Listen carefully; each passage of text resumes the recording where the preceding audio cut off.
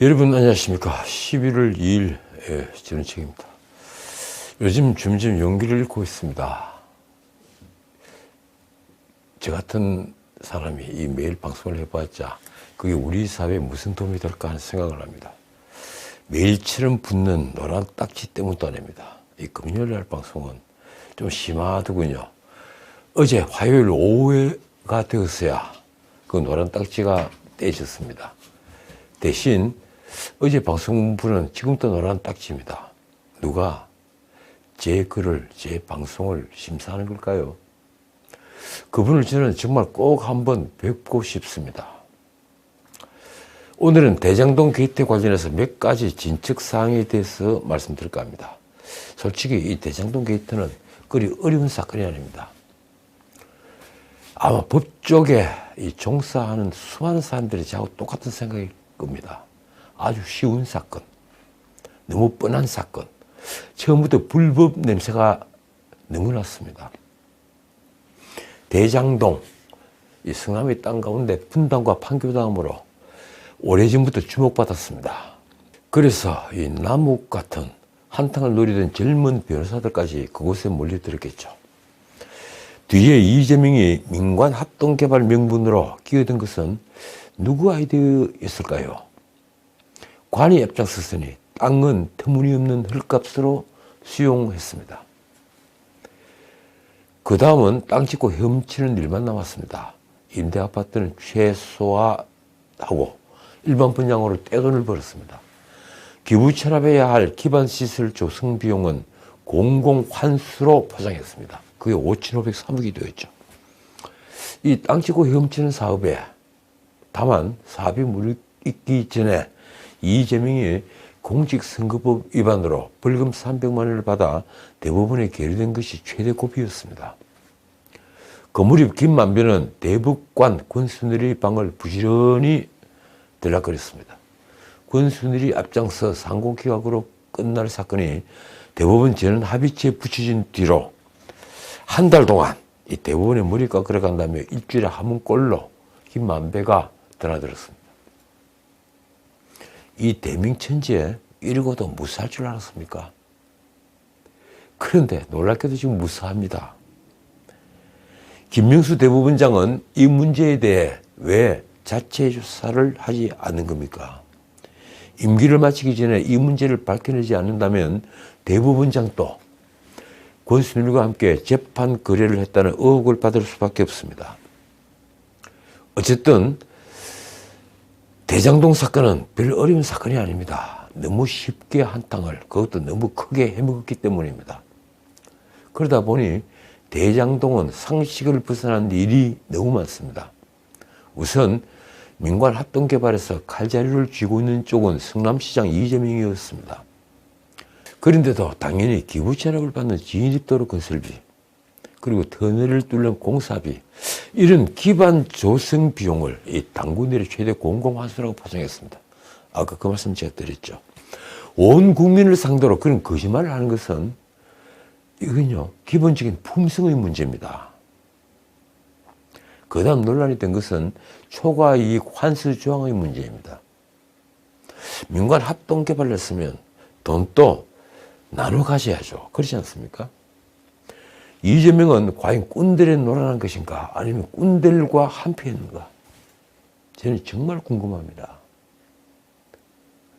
이재명은 처음 2015년 이후에는 민간 수익을 지나치게 우선시하지 않도록 하라고 적힌 문건에 결재했습니다.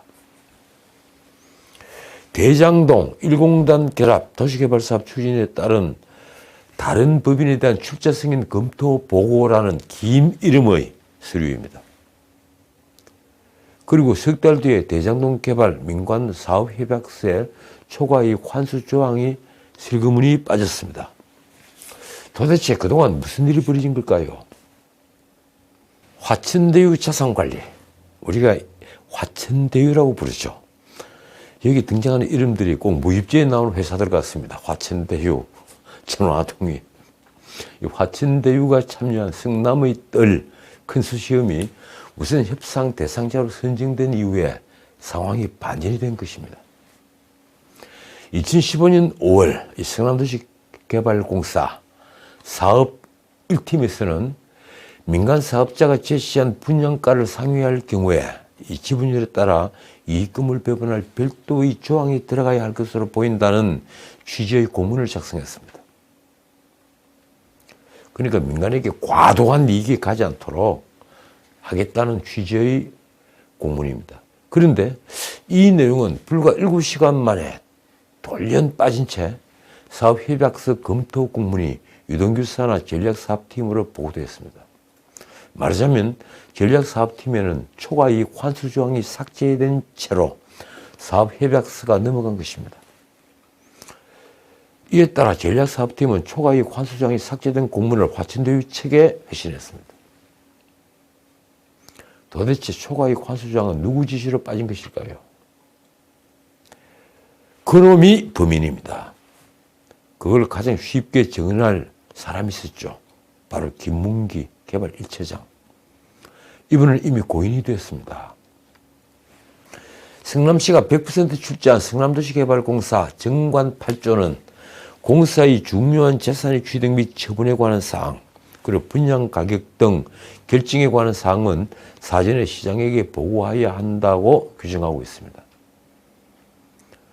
지방공기업법에도 지방자치단체장은 공사의 설립, 운영 등 공사의 업무를 관리 감독한다고 하고 있습니다. 따라서 1조 원에 달한다는 대장동 개발이익 배분을 이재명이 민간의 영역이라 할 수 없었다고 한 것은 말이 되지 않습니다. 바로 이 부분이 배임의 핵심고리인 것입니다. 솔직히 대장동이든 백현동이든 그리고 지금 드러나지 않은 수많은 이 수도권 일원의 개발 공사 등등 거기서 한 사업들, 이 꾼들이 한탕했다는 것은요, 누구든 쉽게 알 수 있습니다. 그걸 당군들의 최대 공공환수라고 한 게 어처구니 없는 말이었던 것입니다. 그리고 이런 사건들에서 꾼들이 이익을 통째 삼킬 수 없는 것은 누구든 알 수 있는 일입니다. 이 세상에 꾼들이 그렇게 독식을 하도록 누가 만들어 주겠습니까? 이런 검은 돈이야말로 공에 따라 철저히 나누는 것입니다.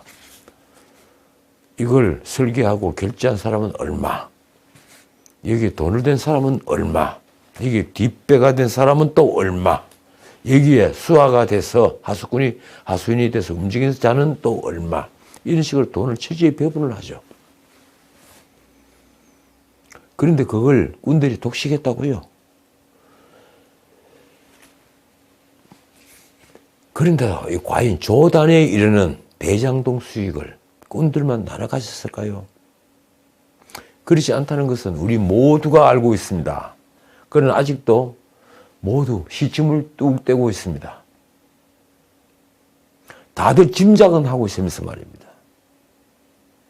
혹시 고소당할까? 혹시 고발당할까? 겁이나서 그러는 겁니까?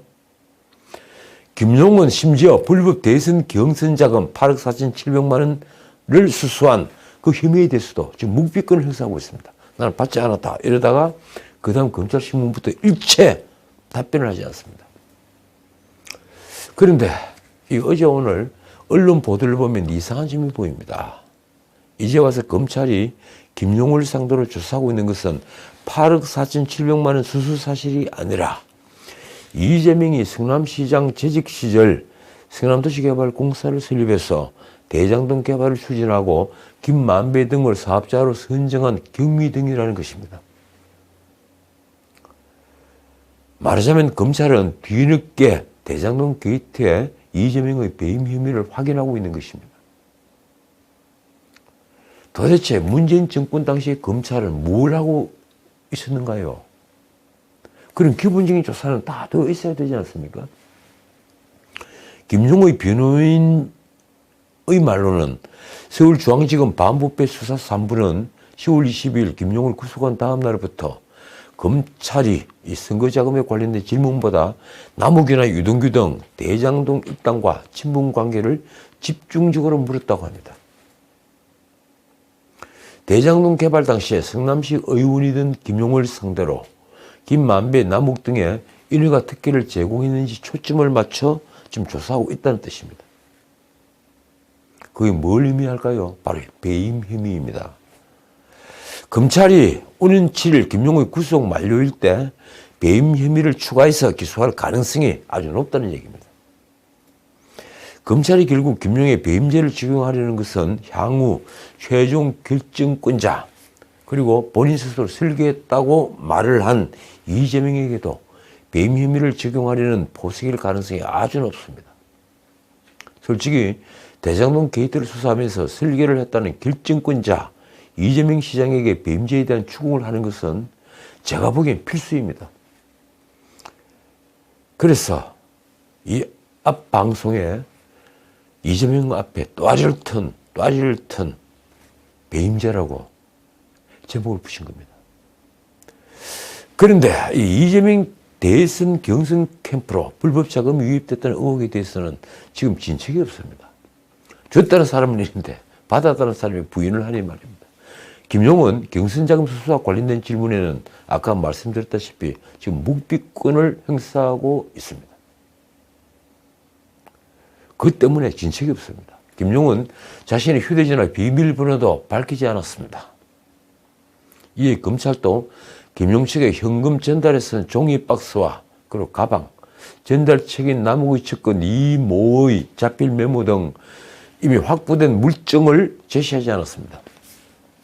돈을 준 사람들의 증거는 아주 이렇게 많은 겁니다. 박스도 있고 메모도 있고 그 증거는 많은데 그걸 낱낱이 피의자 쪽에 제시하지 않았습니다.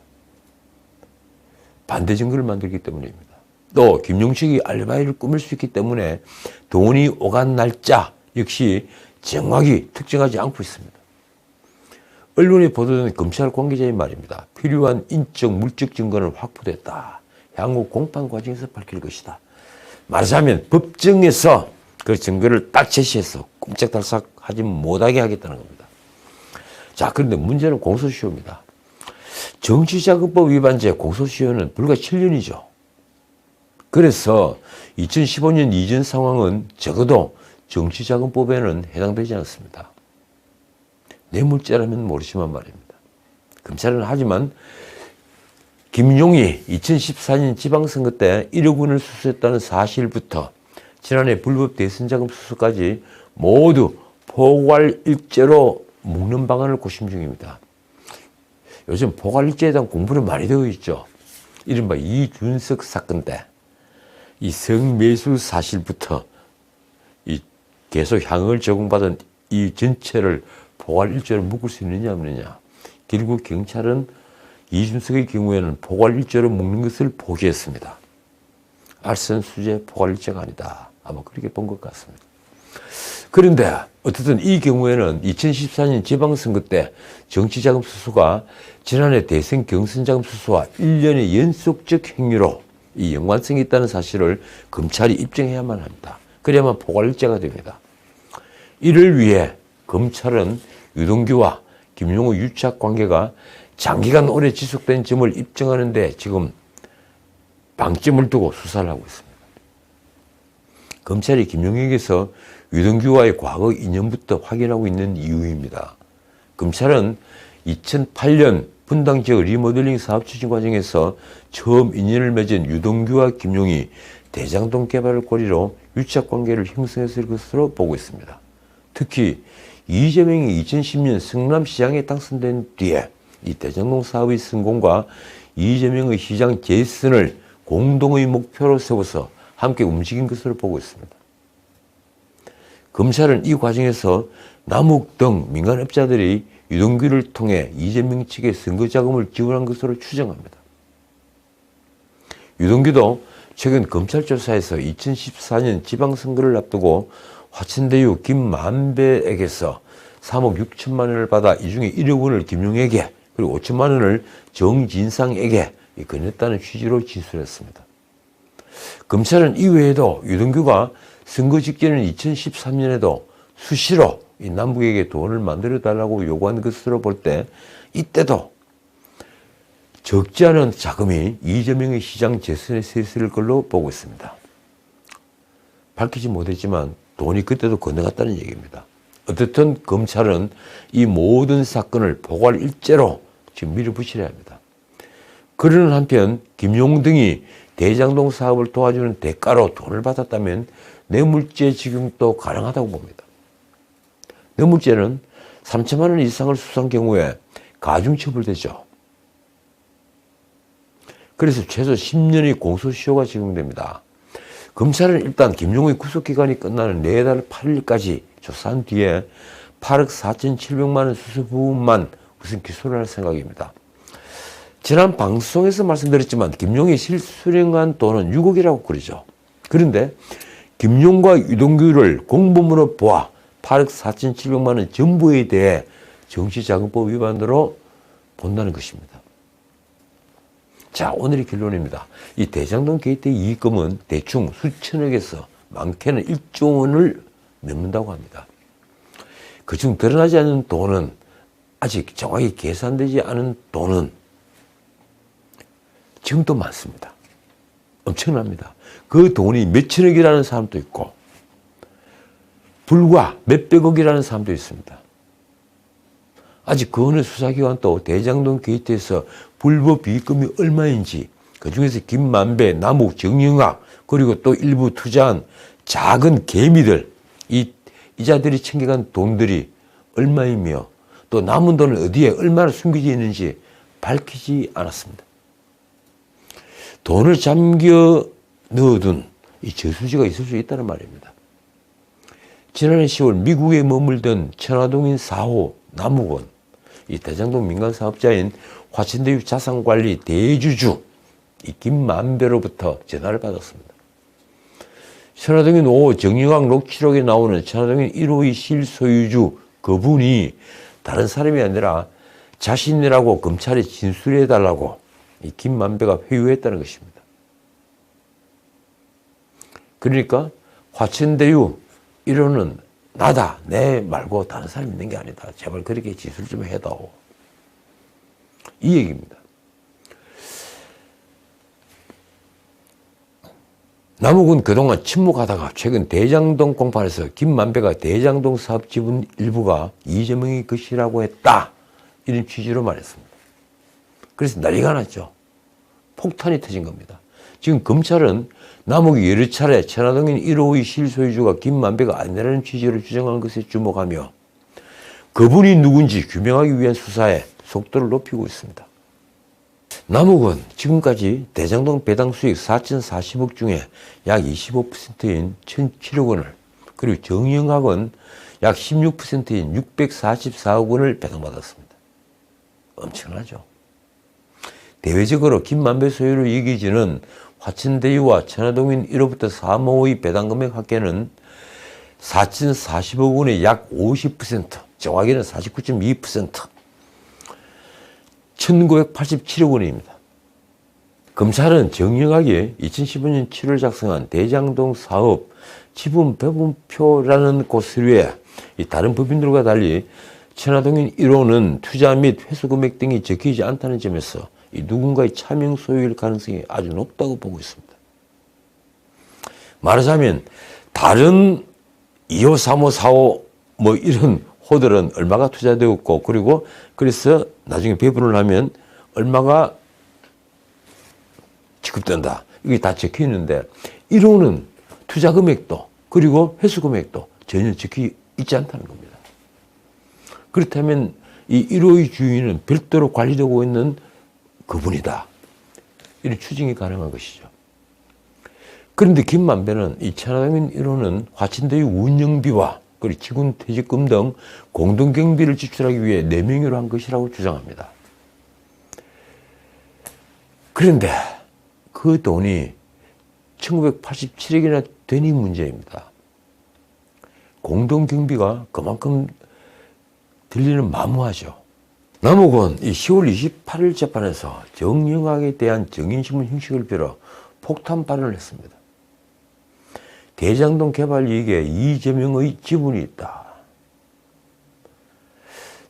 다들 짐작하고 있었지만 막상 이 발언이 법정에 현출되자 깜짝 놀랐죠. 남욱이 질문을 내렸습니다. 화천대유 김만배가 2015년에 대장동 사업의 남욱 지분은 25%, 그리고 김만배 지분은 12.5%, 나머지는 이재명 척 지분이라고 말했다. 화천대유와 천화동인 1호부터 7호는 대장동 개발로 3년간 배당금 총 4,040억 원을 받았습니다. 그중에 김만배가 소유한 천화동인 1호의 경우에 실소유주가 따로 존재한다는 의혹이 제기되어 왔습니다. 최초 검찰 수사에서는 이 의혹이 제대로 밝혀지지 않다가 이 불법 대선자금 의혹을 계기로 지금 다시 수면으로 떠오른 것입니다. 대장동 게이트의 첫 번째 스모킹 건인 이 정영학의 녹취록에서 천화동인 1호 소유주가 그분으로 묘사되어 있죠. 정영학과 남욱이 천화동인 1호 배당금에서 일부 부담하면 되지 않느냐 이렇게 말을 하자 김만배는 그 절반은 그분 것이라고 딱 잘라 말합니다. 그러나 천화동인 1호 절반은 그분 것이다. 손대지 마라. 손을 댈 수 없다. 이런 취지입니다.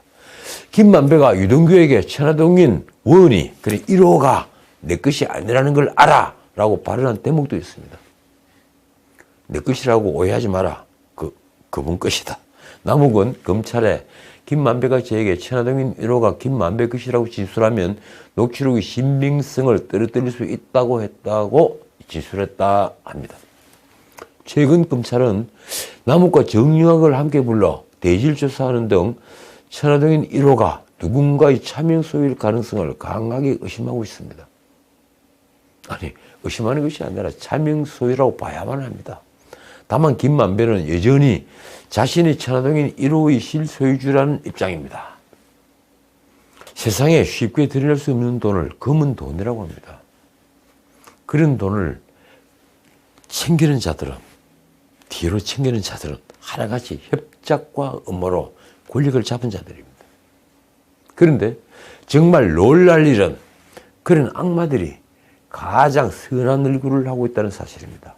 앞으로는 선한 얼굴, 뒤로는 검은 돈을 챙기는 악마인 것입니다. 지금까지 전식이었습니다.